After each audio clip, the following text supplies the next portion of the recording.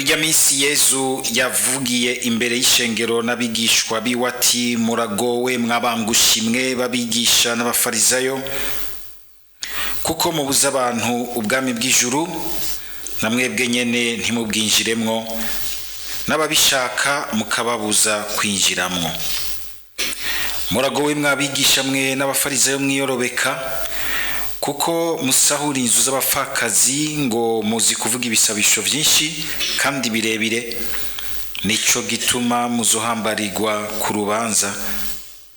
Muragowe mwabigisha mwe n'abafarizayo mwiyorobeka kuko mukwira ibihugu n'ibiyaga ngo muronke uwo musa, mwamuronka mukamugira igicibwa cyo mu muriro udahera kibarusha ububi kabiri. Muragowe mwabirongozi bihumye muvuga muti urahiye isengero ntaco biriko, yamara urahiye inzahabu yo mwisengero abarahiye mwabasazi b'impumyi. Ikiruta ikindi ni inzahabu canke n'isengero yo itagatifuza inzahabu. Kandi muvuga muti urahiye altari ntaco biriko, urahiye ituro bayishirako abarahiye mwampumyi mwe. Ikiruta ikindi niki ni imperezwa canke ni altari izitagatifuza. Urahiye altari rero abarahiye altari n'ibiri kuri yo vyose, urahiye isengero abarahiye n'uri muri yo, urahiye ijuru abarahiye ingoro y'Imana n'uri muri yo. Dushimagize iyi nkuru nziza ya Kristo.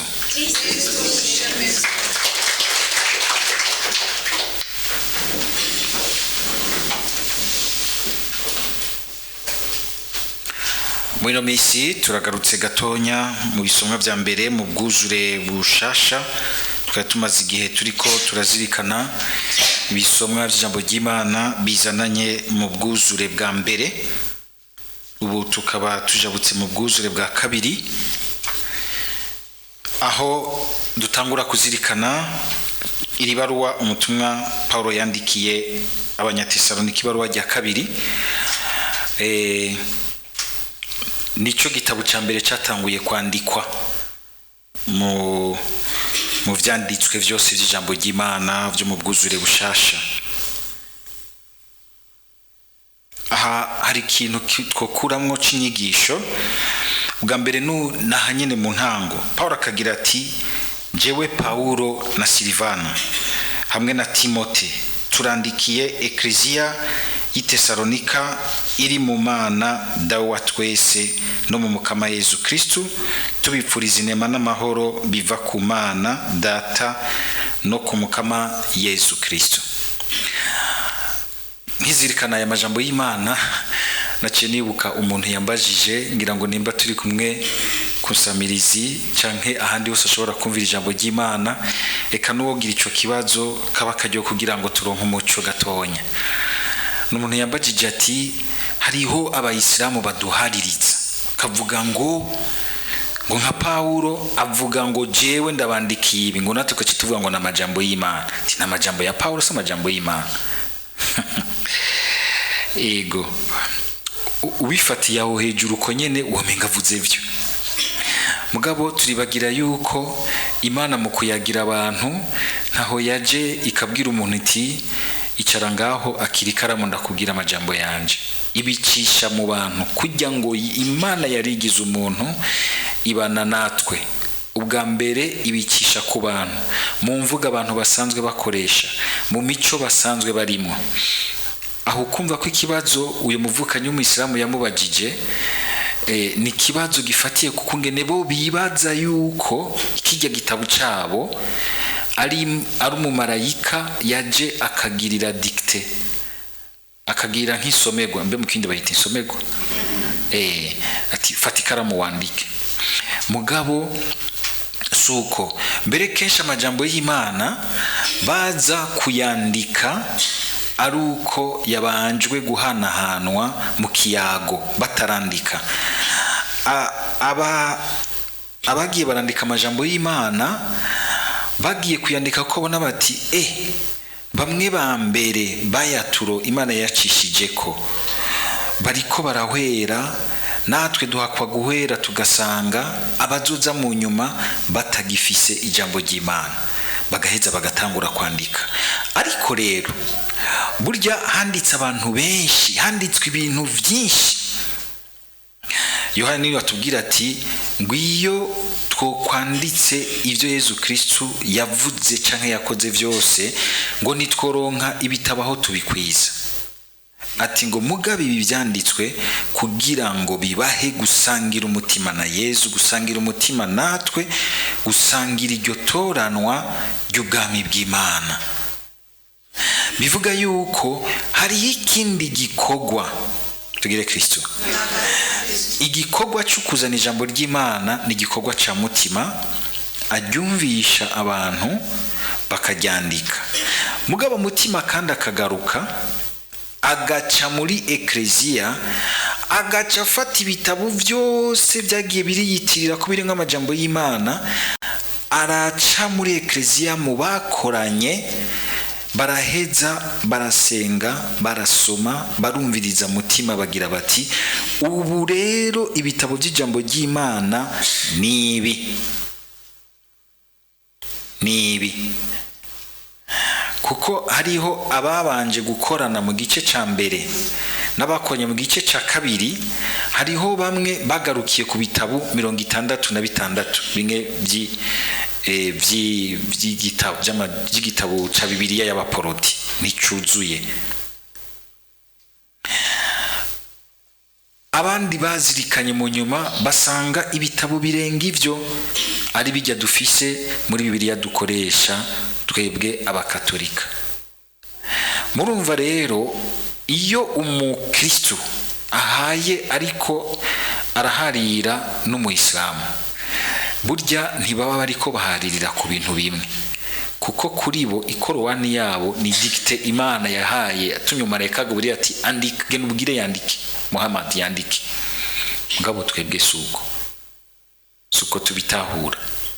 Ari naco gituma mwibaruwa Paulo yandikiye Timote kigabane ca 3 menga ndibaruwa rya mbere, ari ahantu Paulo abwira Timote ati ngo ekleziya niyo nkingi n'ishimikiro ry'ukuri, niyo nkingi n'ishimikiro ry'ukuri. Burya niyo Yesu yaciye ko iraduha igitabu c'amajambo y'Imana. Hariho amajambo y'Imana Imana yavuze iciye muri Yesu, iciye mu bahanuzi. Mugabo hariho n'ibitabu by'ijambo ry'Imana, igitabu nogira nti kirimo amajambo y'Imana agenga ukwemera kugira ngo gushobore gukomera mu Mana. Ico rero si umuntu umwe acitira. Mubona yuko na Paulo yandika amajambo yumva Imana imuha kugira ngo areme umuryango w'abakristo, awukomeze, awuringanize. Hari abantu batumva yuko uko kuntu Paulo yaringanije imibano ya mbere y'abakristo ko harimo ijambo ry'Imana. Bashaka kumva bati Imana iraje mubwiye iti andika ibi. Oya, igihe yandika yigisha imiryango ya mbere y'abakristo, abigisha afatiye ku nyigisho za Yesu Kristo n'iz'abatumwa ba mbere, agasigura. Hanyuma mu nyuma muri ekleziya haragira abagiye hamwe barumviriza mutima mweranda, basanga izo nyandiko za Paulo zirimwe ingingo y'Imana. Amajambo y'Imana si Imana ibijikagira insomerwa ikavuga iti andika. Oya, n'amajambo yazirikanywe muri mutima muri ekleziya, kujya Paulo agira ati niyo nkingi n'ishimikiro ry'ukuri, irumva iti ibi nivyo bitabu gusa twemeje ku izina ry'Umukama ko harimo amajambo y'Imana. Haraca bagira ati bariya ububasha budashoboka, none Yesu yavuze ngo iki? Ugaba yavuze ati ico muzokorana mugasaba mwese muri hamwe Imana izokirangura. Ati kandi akagereka ati ubumviye abayumviye jewe, kandi abayumviye uwantumye. Ngo nico muzorekura hano ku isi no mwijuru kizoba kirekuwe. Ngo ico muzobo hano ku isi no mu ijuru kizoba kiboshwe. Ekleziya irafise ubwo bubasha, umuryango w'abana b'Imana ukoranye hamwe. Nicyo gituma na Paulo ntawe yumva yuko yokora ubutumwa yirebanga. Hari abantu ubona umenge bagomba gukora ubutumwa, bagomba kubugira nk'agatongo kabo, icyo bita mu gifaransa chasse garde. Ni jewe ndabipanga, ni jewe ndavyiyumvira, ni jewe vyose, jewe ntahari ugaroshira ku rufunguruzo nta winjirayo. Ahubwo urazi cyari cy'umuryango w'abakristo. Paulo n'umuntu yari afise ubukuru bukomeye gose mu muryango wa mbere, mugabo mukumva yuko amaketa mwamwe mbere nka yose kiretse nkayo ushobora gusanga yaranditse apfunzwe ari wenyene, nta na rimwe yandika nk'iririmwe ingingo y'Imana ngo aba ari wenyene. Urumvise nk'ubu ngo jewe Paulo na Silvana na Timote, na Silvano na Timote, Silvana n'umukobwa, na Silvano na Timote turandikiye Ecclesia Thessalonica, kwama twumva icarico ubuhambazi bw'umuryango w'abakristo. Kandi ikintu kizananye mu muryango w'abagiye hamwe bagaca bugufi bakumviriza mutima mweranda hagati yabo, ico kintu kirahambaye gose, je kirampimbara gusumvya ikintu umuntu aje yiyemeza yigize inzu y'amabuye ati jewe navuze iki, jewe Imana yambwiye iki, uwadutse wese jewe Imana yanyeretse iki. Banzu gicishe mu bandi bagufashe gusuzuma, kuko na shetani arashobora kukubwira. Niho byugariye. Paulo agaca twereka ikintu rero gikomeye. Mwumvise ingene ahagitangura kwandika hari ibintu agaruka ko bikomeye biri mu ngingo y'Imana: ingabirano y'ukwemera, ingabirano y'urukundo, ingabirano yo kwizigira. Za ngabirano nkomokamana zihagaze ko ubucuti bwacu n'Imana, ubuzima bwacu bwose mu Mana.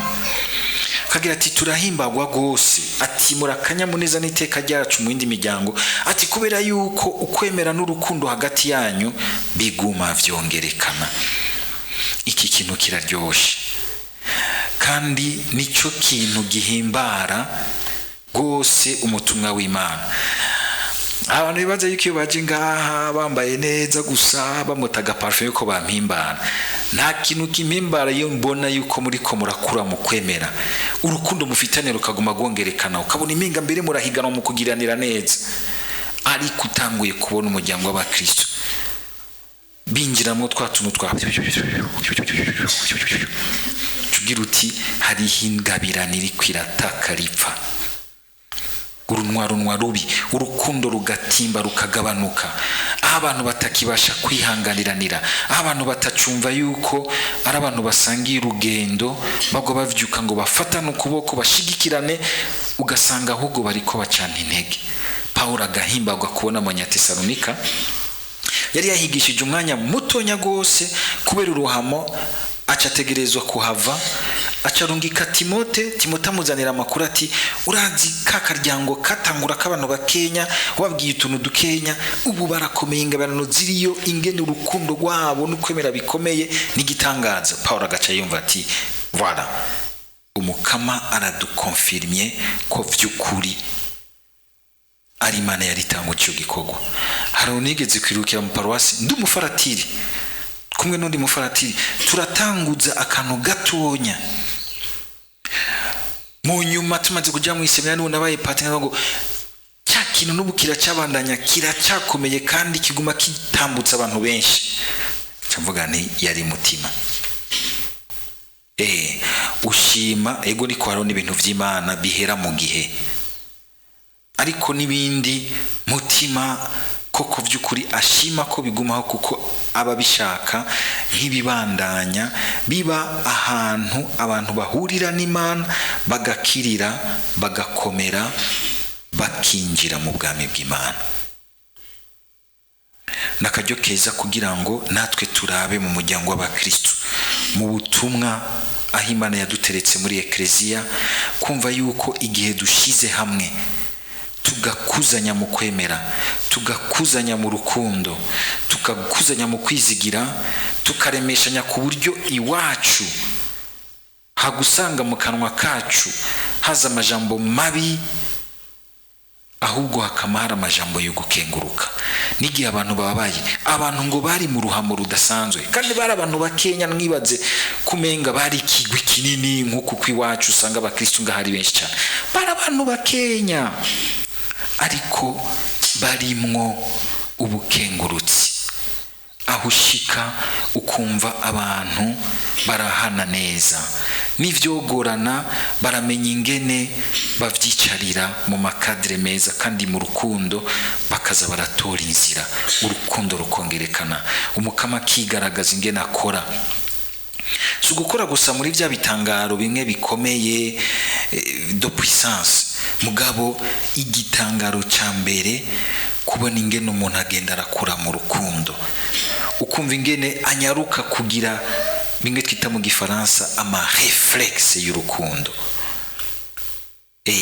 Utaguma ubona ahubwo umenga n'umuntu aguma agomba kwikwegerako, aguma agomba kwiraba, aguma agomba kurengera abandi, aguma agomba kwerekana yuko niwe gitangaza mu bandi. Ugasanga yarinjiranywe n'agafarizayo, agatima k'ubwiyorobetsi. Twumvise uyu munsi Yesu ariko aravuga ati igihe kakwinjiranye ugasigara ukoresha iby'Imana kubw'iteka ryawe wenyene, uragowe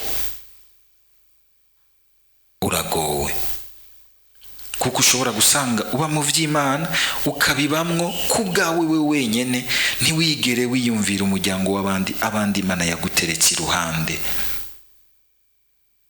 Yesu agashobora kuza akagira ati ni kuri mu bukristo bukayangana bose bakomera amashi banakufise ingabirano, mugabo birimwo kubwawe wewe wenyene.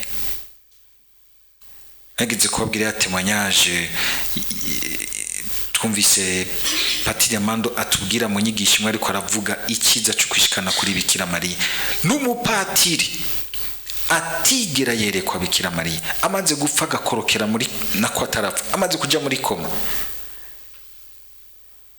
agira korokere ahantu haza kuba hari mu muriro udahera mbere, ahantu abantu bari mu nduru n'amarira biteye ubwoba byo kwijogota. Akanza yumva iby'umukenyezi igira riti mugirira ikigongwe, akumva ibintu by'umugabo rikaza akagira ati,